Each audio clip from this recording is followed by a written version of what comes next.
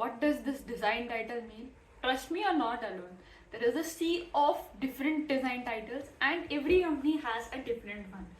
So don't worry, we are going to solve this mystery in this video. In this video, we are going to discuss on the two most common terms, that is UX design and product design. First up is a UX designer. A UX designer is a person who thinks about users' needs, their requirements, the flows required for a user, and all the things which should make the experience of a user successful so that when they log out of their application, they should be happy. A UX designer covers right from the information architecture, user research to the motion design. They think on every aspect so that the design made by them should feel like a second nature to their user. It seems like this is the place where their users belong. It should be so simple that people don't get confused and never got caught up in the process, because this is what UX designers do to make users' life simple. Now you might be thinking, then what does product designer do? Is it exactly the same? So no, they do all these things, but there is one more key aspect. So these product designers cover two umbrellas, not only just users but also the products. So for every designer, they usually work at a company, which company also has their special needs.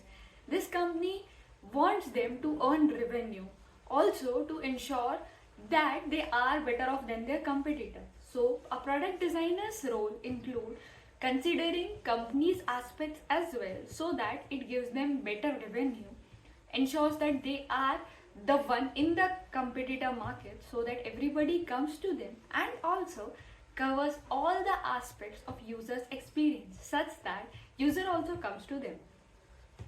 They involve right from the strategy phase, when the product is about to be built, till the time it is shipped out, and then testing on it to ensure that whenever they apply a change into that, or whenever an iteration happens there, the product improves and the new product which becomes is simpler and easier than ever before, so that there is no doubt for a people about what this product is about, what this ensures, how the demands are met, and also from the company's aspect that how this is helping them in generating the revenue. However, this is how exactly the definition should work.